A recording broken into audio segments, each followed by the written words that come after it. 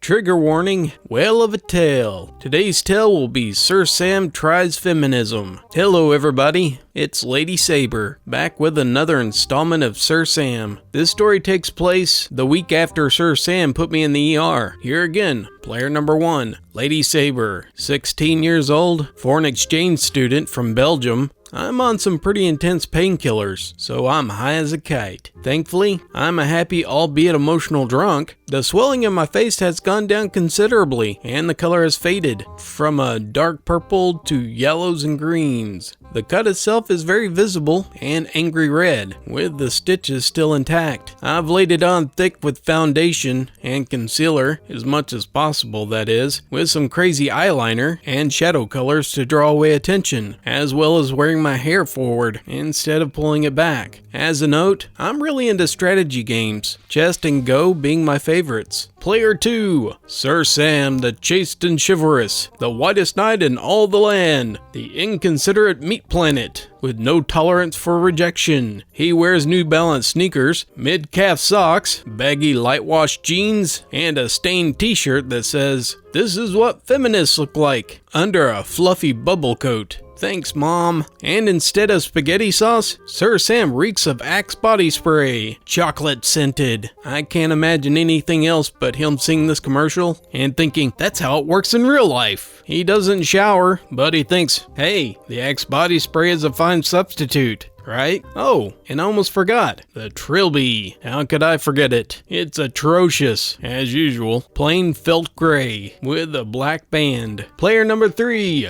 John. He's the guy I'm crushing on. He shares my English class. He's outdoorsy, athletic, and he takes no BS. And is actually above average in intelligence. He's great at coming up with creative insults. He and Sam are arch nemesis. He wears bootylicious jeans, a leather belt with a shiny buckle, a Venture Crew t-shirt, and an American Eagle hoodie. John and I have a way of speaking to each other, which sounds horrifying to anyone else. We call each other nasty names as a form of endearment, like, "What's up, bitch?" "Nothing much, you dumb s***." If anyone else talked to me that way, I would probably lose it with them, but for John and I, it's a thing. Player number 4, my English teacher. Mr. Teacher, pretty minor character. He's a tall guy. He has a lot of fun with his job. He usually wears a shirt with a tie and nice pants. And he's got a light-hearted demeanor. John and I have gotten pretty fed up with the neckbeard atmosphere at the chess club. So we decided to found our own club, one in which we play Go. My teacher, Mr. Teacher, as it happened, was a pretty big fan of Go. So he agreed to be the sponsor and to host the club a few times a week. To drum up some interest, we made some signs and posted them around school, as well as making announcements in class. I did not know this until Monday, but one of the English teachers who taught standard level English walked out of her job at the middle of the week, apparently sick of the school system. The affected English classes were being spread around until a replacement could be found. Guess which good sir ended up in my class? Lunchtime rolls around, and it's Monday, the opening day for the Go Club. It's fun time. About a dozen people show up. Only Mr. Teacher actually has a Go set, with the board and stones. For the rest, we had printed up paper boards, with black and white M&Ms for pieces. There's a bunch of sheet with rules, and Mr. Teacher and I are helping people who's trying to learn. So John pairs off with someone else, and I wait for Mr. Teacher to do something on the computer before we start the game. Right on cue, guess who? Sir Sam swaggers in like a drunk circus monkey. He doesn't see me at first, being that he's on the other side of the room. He says hello to Mr. Teacher. I hunker down to avoid being spotted, and lo and behold, Sir Oinkle sniffs me out like a truffle. He bumbles his way across the room, bonking tables and rubbing against other people all the way. He's carrying half an empty 2-liter bottle of Diet Dr. Pepper. Before I knew it, he's hovering over me like a Black Hawk in Somalia. I'm greeted with the tip of the trilby. "Hey, Lady Saber! Glad to see you're back. I saw the announcement for this club and I figured no one else but you could be behind it. Want to play a game? By the way, you look a lot better today." And the backhandedest compliment ever award goes to Sam plops into the chair in front of me, and it squeaks in agony. I should have left right then. Maybe told Sir Sam I was waiting for someone. I would have, if I hadn't been so dang stoned. My brain wasn't looking for a way out of the situation. It was just saying, "Alright girl, let's put on those seatbelts and do this thing." Thanks, brain. Sam gives me an oblivious smile. He makes a pretty good show of removing his jacket and showcasing his feminist shirt in all of its glory. For Dawkins' sake, it's got a light-colored stain on the hem. He opens up his lunch bag and sets out a buffet. Chicken salad, tuna salad, a thing of chips, and some more ravioli. The eruption of smell is on a nuclear level. People start asking, "What is that?" And Sam proudly obliges his fully loaded spork. He starts shoveling it into his mouth, like it's a freshly dug grave. I'm about to play as black when he sets a piece down as white. Sam, black goes first. Nuh-uh. It's just like chess. White goes first. I am not in the mood to argue with someone who is so smart and who clearly knows everything there is to know about the game. So I let him make up his own rules for the game as we go along. He takes a swig from his bottle, and he backwashes half of it, and he rips a belch that would put anyone to shame. It turns most heads in the room, and Sam thinks it's the funniest thing in the world. He giggles like a small child, and he scarfs down a few M&Ms. John sees I'm in trouble, and stands to intervene. If something goes south on the first day, though, I doubt anyone would want to come again. John and Sam make eye contact, and I ward off John with a shake of my head. Sam smirks at John, like he's the one who stared him down, and stares at me with one arm draped over the back of his seat, and a soda in one hand. He thinks he looks cool, but he looks like an alcoholic. You know, John isn't a feminist. Do you always begin conversations this way? I was recently introduced to The Princess Bride, so I shamelessly make references. Not really, I guess. Well, I've been reading a lot about feminism lately, about how women should be empowered to make their own choices about and John isn't really the kind of guy who'd be a feminist. He'll just, go up and put his arms around you without your consent. I think it's pretty messed up. Sam sounds like an 11-year-old on Xbox Live, and it physically hurts me to listen. He goes on to the chips now, and barbecue-flavored dust is building up in dull orange snowdrifts. Crumbs are now accumulating on his lips, just like the crust on a creme brulee. Now, I'm not the kind of person who like to be asked, "Is this okay? May I hold your hand?" or anything like that, but I like someone who can read signals of approval or disapproval and handles the situation with confidence. I'm laughing at your joke? Alright, I see you're touching my elbow. I'll touch your elbow too. Yeah, I'm cool with your arm around my waist. Whoa, okay, that hand's going a bit low. Notice how I'm shrugging my hips? Yeah, there you go. Stay right there. This is how people actually communicate, not by narrating every physical action they do, or begging for approval or pardon. His whole image is so comical and ridiculous, I can't help but giggle like an idiot. I didn't want to, but I couldn't help myself. Inconceivable. I reply, in my drug-addled lilting voice. That's funny too. So I go into another fit of giggles. Sam takes my actions as genuine interest. Not that I can really blame him. He powers through it like a second plate of mashed potatoes, clearly impressed that I can analog with his extraordinary lexicon.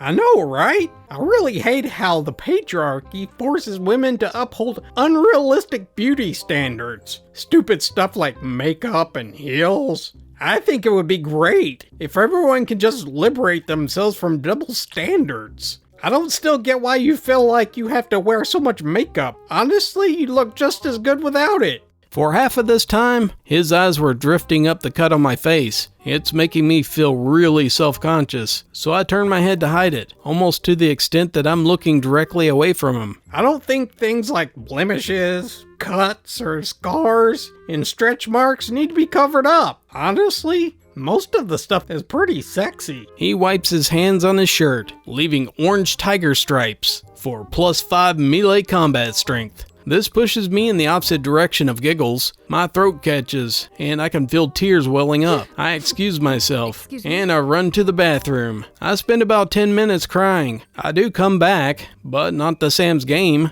Instead, I slide a chair up next to John, so I can get my much-needed hug. We stay this way the rest of lunch, with Sam eyeing us disdainfully from across the room. When the bell rings, Sam makes his valiant approach, so he can rescue my lady from the patriarchy. Hey, Lady Saber, are you okay? If I hurt your feelings, I didn't...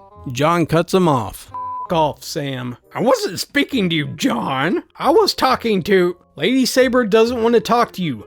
F*** off. I think the lady can speak for... Last chance, Sam. Sam puts his hands up in mocking defensiveness and backpedals. Okay then, just trying to help. At least I'm not this guy, right? He tips his hat and excuses himself with a, "Good day, my lady." This is not the end. Overnight, I managed to develop a shiner as some of the blood from the side of my face pulls near my eye. Makeup saves the day, but it's not totally hidden. After school, Sam hovers nearby like there's a ribbon cutting at the new McBeatus, while John and I are talking by the nearby bus loop. John, in his usual fashion, tells me, "Well, you're a fabulous muffin, and my great white whale champion is close enough at hand to defend my lady's honor." What did you just call Lady Saber? John gives him a quizzical look. I turn to Sam. It's fine, he didn't mean it like... Holy shit, Lady Saber. Is that a black eye? Entirely too loud. People all around are looking at us, like we're from the zoo. Jesus Christ, John. Did you f***ing hit her? No, John replies. My French instincts kicks in as I retreat to his side. Oh, sure. Deny it all you want, but I can see that bruise. Sam, Lady Saber has a bruise because you hit her in the face with a piece of metal. You heroically stupid c***. He didn't have much to answer for that, so he derails the train wreck further. Why do you use the word c*** like it's an insult? You know, female body parts aren't inferior, John. And I'm sure others would agree that sexist language isn't very becoming. Not that someone who isn't a gentleman would understand. Whatever you say, delusional rocket. John gives Sam a sweeping bow before turning his back and boxing him out. Sam skulks off. Why can't my lady just appreciate my concern for her well-being? He texts me later. Hey, I understand how hard it is to be in an abusive relationship like that, but I'm here if you need someone to talk to. I'm not in an abusive relationship. Okay, if you say so, but the offer still stands, LOL. Sam, you need to stop forcing yourself between me and John. That evening, John and I make ourselves Facebook official. There's no reply from the buttery front, except for a cascade of Facebook posts. And yes, like usual, he deletes most of them. John and I cut school the next morning, so we could go see The Hobbit. You need a break from that fart. So eloquent. We go to lunch, and we spend the afternoon shopping. I, like most European exchange students, went nuts buying cheap clothes in American department stores. Sam does not miss the opportunity to text me.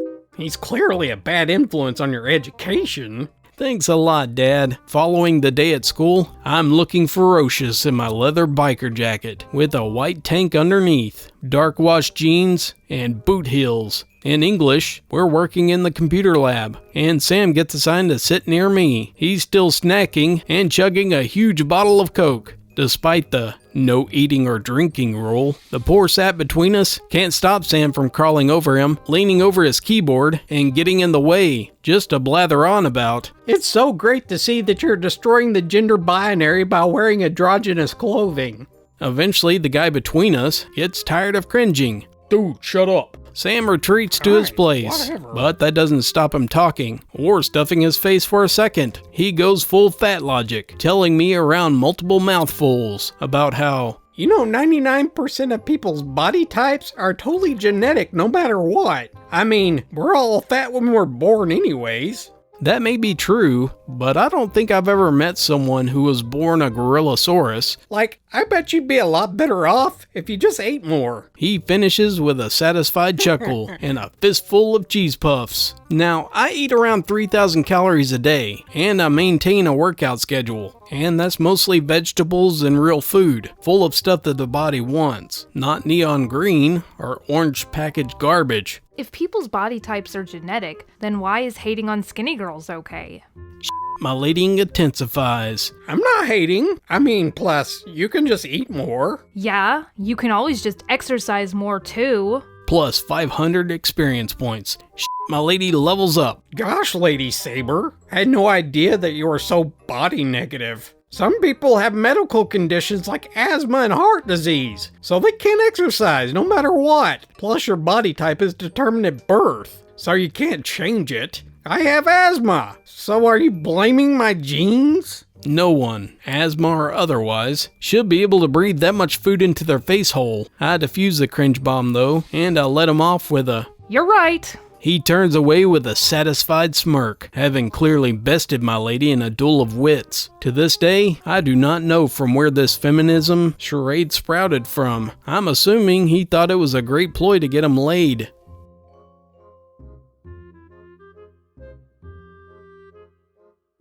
Hi everyone, it's Lady Saber, back with another installment of Sir Sam. This story takes place after the previous, but somewhat in tandem with Sir Sam's feminism streak, so let's introduce the characters. Player 1, Lady Saber, still recovering from my face bashing incident, but doing much better. The coloration has normalized significantly, and I'm slowly coming off of painkillers. The cut itself is closing enough, although it's still very noticeable. Player 2, Sir Sam, smooth cheeks, the chaste and chivalrous knight, enormous butter parade, socially impotent, with a terminal diagnosis of nice guy syndrome, wears New Balance, baggy jeans, wide-brimmed brown fedora, and a corduroy jacket, smells like he bathes and brushes his teeth in spaghetti sauce, thickly veiled with Axe chocolate body spray. He's also a militant atheist, sent to Earth by Dawkins himself, to enlighten the world with his own intelligence. This story takes place at Go Club. There's about 15 people there today, all playing with black and white M&Ms. After helping some of the new members set up, I sit down to eat my lunch, well ensconced in the back corner of the room. Everyone's favorite cringe factory shows up late. The door of the room is locked, so he grabs the handle and throttles it like a newborn child, jerking back and forth, pushing his face against the tiny slit of glass. You'd think a horde of zombies was behind him, like the fast kind too, the ones from World War Z movie. Those suckers are scary. Mr. Teacher is visibly annoyed, and he reluctantly gets up from his desk so as to open the door for Sir Sam. This human hippo saunters in and acknowledges Mr. Teacher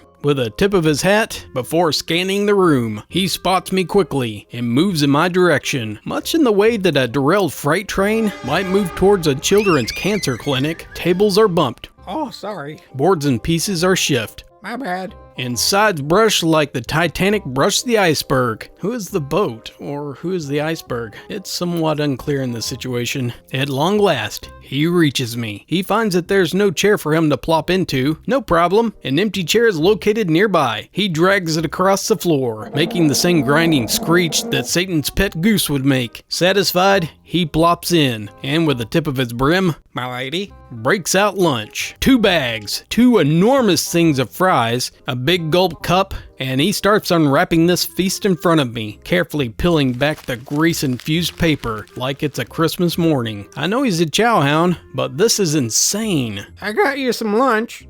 Oh, did you sprinkle in a side of Rohypnol just for me? Sorry I'm late. I had to sneak off campus to get it. He said this like he just Mission Impossibled it, his way all the way to the Burger King, when in reality, sneaking off of campus involves nothing more than just walking out the back doors. Dozens of other underclassmen, I've already got lunch, Sam.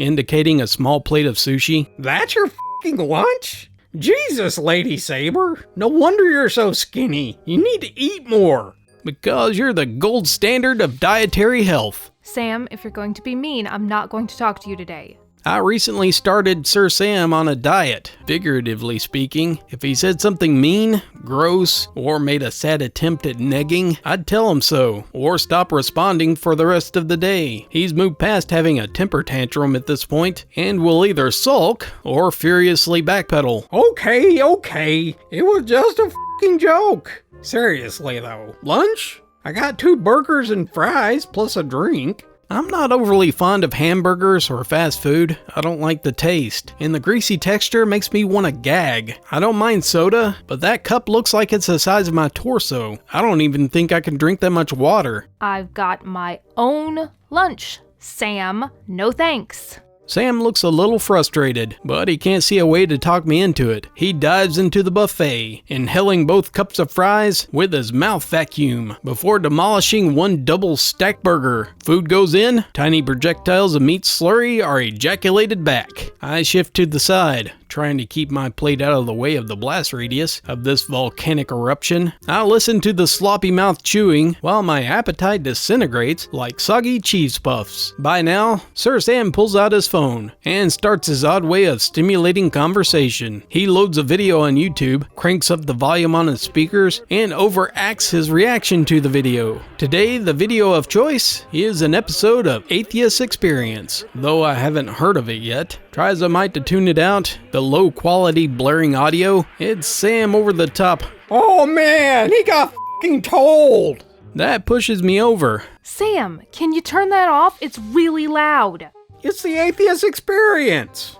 Thank you for providing me an appropriate answer to my request. I'm about to respond, but I must have given away my confused look because he immediately cuts me off. You've never heard of the Atheist Experience? Oh my god, no I haven't. Oh, please tell me more. No, but... Oh man, it's the best. These guys take like calls from like religious whack jobs and totally shows them up every time. It's so funny. You've never heard of it before? No, I haven't. Want to watch an episode with me? Aw, how romantic. I'm sorry, Sam. Doesn't sound like my thing. Oh no. Please don't tell me you go to church. He phrases this like it's rhetorical, like he knows someone who's almost as smart as he is wouldn't fall for the diverse intellectual fallacies of organized religion, right? Yeah. I'm agnostic, but I still go to Catholic church. Do I believe what they spout? No, for the most part. Do I support the doctrine? Absolutely not. My father's religious though, so we go as a family, and I've always enjoyed the community and volunteer stuff. I know a number of other church-going atheists who feel the same way. However, in a moment of madness, I challenge him to a battle of wits. For the princess, to the death. He accepts. Seriously? Super serial. Yes, I go to church. Sam isn't quite sure how to respond to this, so he leans over the desk and rests his forehead against the side of his hand. After a few seconds of despondence, at the magnitude of my lady's ignorance, he collects his jimmies and presses onward. Why? Seriously? How can you support the most genocidal organization known to man? Because my family is religious, so I go with them. Oh, well, it's not really your fault for being indoctrinated. I mean, so was I. But then I learned to think for myself. I can see where this is going, so I try to disengage. I go to work with my nail file, attempting to overact my disinterest in the topic. Subtlety is not exactly Sam's strong suit. I know, I'm a slow learner. The euphoric gentle sir cannot neglect this opportunity to enlighten my lady. Still, I think everyone has a responsibility to liberate themselves from that institution. The church doesn't do anything any good. It never has. It's just been killing other people and each other for thousands of years. And all because of religion. And they use their Bible to justify it. There's just no point. And nothing ever good comes out of it. He talks in circles like this for a full 10 minutes before running out of steam and having to rehydrate. With whatever sloshing around in that now half-empty big gulp, I managed to grind a flat spot on my thumbnail. Dang it. Remember how I mentioned the volunteer stuff? But what about all the charity work that people do? You said it yourself. People do. They don't need a church. People should do good things just for being good. Not because they think some magical sky wizard wants them to. He's leaning halfway across the table, hands clasped mightily in the center. I actually looked up the atheist experience afterwards and realized that Sam was trying his hardest to imitate one of the guys on the show. It hurts to think about. I halfway agree with this thought, but I continue. Without the church, wouldn't it be kind of hard to find a platform to do charity work? Nonsense! I wish I was kidding. Anyone can start a charity and do good deeds. Okay, what's the one that you know of? He couldn't actually name one, and instead falls back on, I think if you're truly a good person, you don't need a promise of heaven. I think that if you're truly a good person, you do good things. But I'm not smart enough to understand Sir Sam's intellectual reasonings anyway. Sir Sam's anger is starting to bubble up, like a shaken dew bottle, and he's straining to keep it civil. The second burger is made as a sacrifice to his stress, and it's devoured in 3 bites, just before he's saved by the bell, and makes a quick exit. That evening, right on cue, Facebook gets doused like a Guantanamo detainee. He posts a slew of arguments about how religion was stupid, how his beliefs were right, and everyone who believes otherwise were just complete and utter morons who can't think for themselves. Similar to his feminism, Sam's atheism is a long-term ordeal. I can't document every delicious encounter at length. Would that I could, without sacrificing other parts of the saga. Sir Sam Tries to Nerd should be the next story.